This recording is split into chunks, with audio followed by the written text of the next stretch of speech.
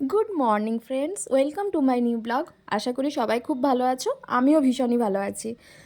এখন ঘড়িতে 8টা মতো বাজে, একটা নতুন সুন্দর সকাল তোমাদের দেখাচ্ছি। আর ওদিকে আমরা তাড়াতাড়ি উঠে ফ্রেশ হয়ে নিয়েছি। আজকে যদিও বা রবিবার, খুব তাড়াতাড়ি উঠিনি, 8টা বেজে গেছে। মাম্মাম এখনও ওঠেনি, মা আর তোমাদের দাদাভাই উঠে গেছে। আর এদিকে চা বসিয়ে দিলাম।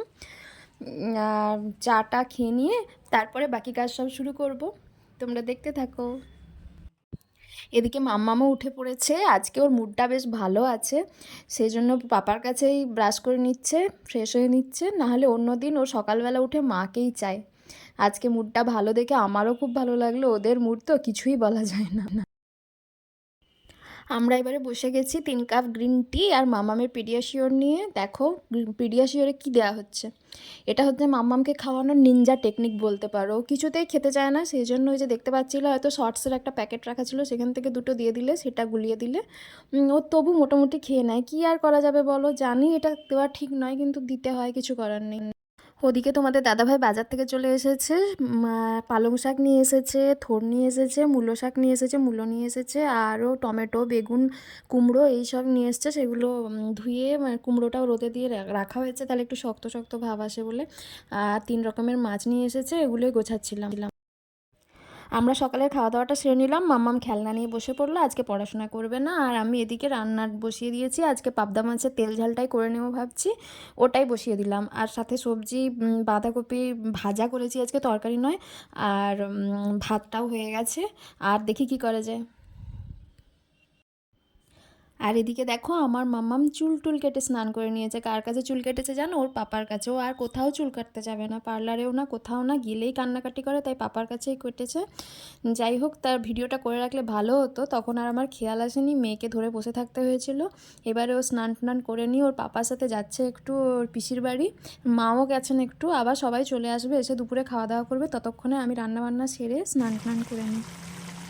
আমার রান্না হয়ে গেছে, আর আজকে কিছু করব না, কারণ মা বললো শুক্তো করেছে দিয়ে পাঠাবে, কারণ শুক্তো খেতে আমরা সবাই ভীষণ ভালোবাসি, তাই মা বললো দিয়ে পাঠিয়ে দেবো, আজকে আর কিছু করিস না। তাই আর স্নান করতে যাওয়ার আগে ভাবলাম বেডশিটটা চেঞ্জ করে দিই, কারণ মাম্মাম যেহেতু নেই, মাম্মাম থাকলে বেডশিট চেঞ্জ করার সময় ভীষণ বিরক্ত করে, উঠে যায় বেডশিট তুললেই তার উপরে উঠে নাচানাচি শুরু করে দেয়, কাজ করতে দেয় না, তাই ভাবলাম ওটা এখন করে নিই।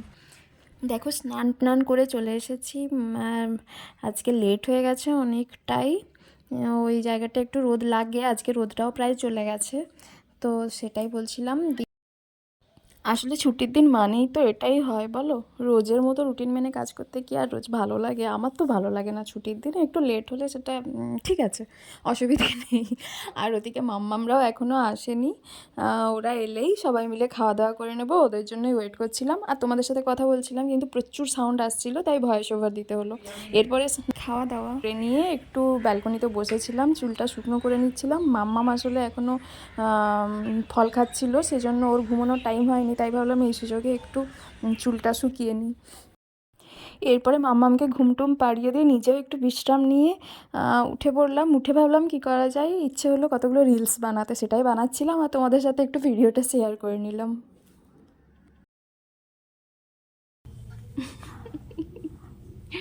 মনে হচ্ছে তো কেউ চিনতে পারবে না রে এটাকে, পারবে? ওই জন্য তো বলছি, এই কাটিংটার জন্য চেনা যাচ্ছে না তোমাকে। কিউট কিউট লাগছে তোমাকে, কিউট কিউট। জানো কে কাটিং করলো তোমার হেয়ারটা? কে? পাপা। মাম্মাম ঘুম থেকে উঠে পড়েছে, আর ওঠার পরে চিৎকার শুরু করেছিল, কিছু একটা স্বপ্ন দেখেছে, তো ওই জন্য এসে আমার কাছে বসেছিল, কাঁদছিল। তারপরে ওর মুডটা আস্তে আস্তে ঠিক করছিলাম, দিয়ে ওই চুল কাটা নিয়ে কথা বলছিলাম আর কি। বলো তো বন্ধুরা, ইনায়ার নিউ হেয়ার কাটটা কেমন হয়েছে? আগের থেকে ভালো লাগছে তাই না? চুলগুলো ভীষণই খারাপ হয়ে গেছিলো ওর, বেশ কিছুদিন ধরে ভাবছিলাম কাটবো, কিন্তু ও যাচ্ছিলোই না কাটতে, এই জন্য বাধ্য হয়ে শেষমেশ ওর পাপাই কাটলো। ওর পাপা কাটতো করোনার টাইমে, যখন বাইরে নিয়ে যাওয়া যেত না, তখন সেই সময় টুকটাক কেটেছে, কিন্তু এখন আর কি করা যাবে, কিছু করার নেই। মেয়ে যদি কোথাও না যেতে চায়, তাই বাধ্য হয়ে ওর বাবাই বললো আমিই কেটে দিই। যাই হোক, আজকে বসেও ছিল, তাই চুলটা কাটা হয়েছে আলটিমেটলি। এদিকে ঘুম থেকে মামের পাপাও উঠে গেছে আর ওর দিদিও উঠে গেছে, তাই আমি বসিয়ে দিই একটু চা। আজকে দুধ চা খেতে ইচ্ছে হলো তাই দুধ চা বসিয়ে দিলাম। এবারে এটা খেয়ে নেবো সবাই মিলে। এরপরে মাম্মামকে রেডি করে দিচ্ছিল ওর পাপা। আজকে আছে ওর আবার একটা পার্টি, মানে বার্থডে পার্টি। ওর রেগুলার লেগেই থাকে, তো আজকে আছে আবার ওর মিসের বাড়িতে, সেজন্য ওর তো খুব মজা। উঠে থেকে আমাকে রেডি করে দাও রেডি করে দাও, ও টুকটাক একটু খেলো, খেয়ে রেডি হয়ে নিচ্ছে। এদিকে মাও তোমাদের দাদাভাই যে শাকগুলো নিয়ে এসেছিল সকালে, সেইগুলো নিয়ে বসে পড়েছে, বললো কেটে রেখে দিই। আর একটা ভালো খবর, মায়ের যে কালকে টেস্ট হয়েছিল সব কিছু ঠিকঠাক আছে, তাই আজকে মনটাও বেশ ভালো। মাম্মামও রেডি। আমি আজকের ব্লগটা এখানেই শেষ করলাম। সবাই ভালো থেকো, সুস্থ থেকো, টাটা।